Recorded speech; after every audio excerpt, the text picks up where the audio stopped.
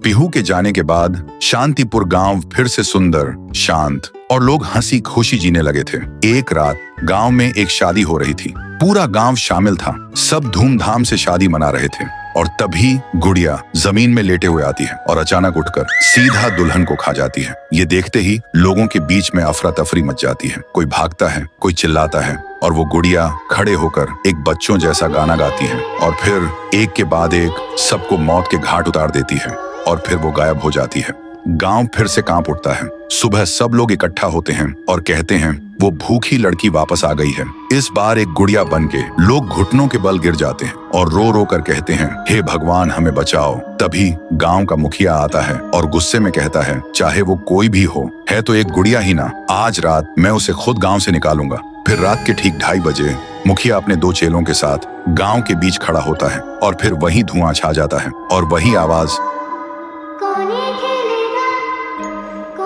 वो गुड़िया धुएं से निकलती है और सीधा मुखिया के पास चल के आती है।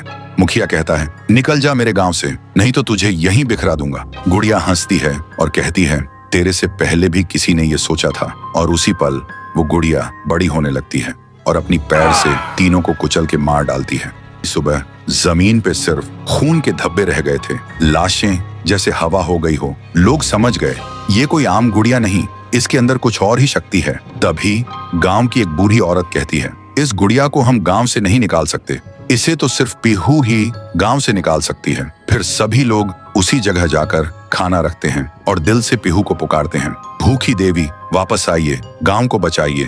तभी जमीन से एक आवाज निकलती है, पीहू, पीहू, पीहू। और मिट्टी से बनने लगती है, पीहू। लोग चिल्लाकर कहते हैं, देवी हमें बचा लो। फिर रात होती है।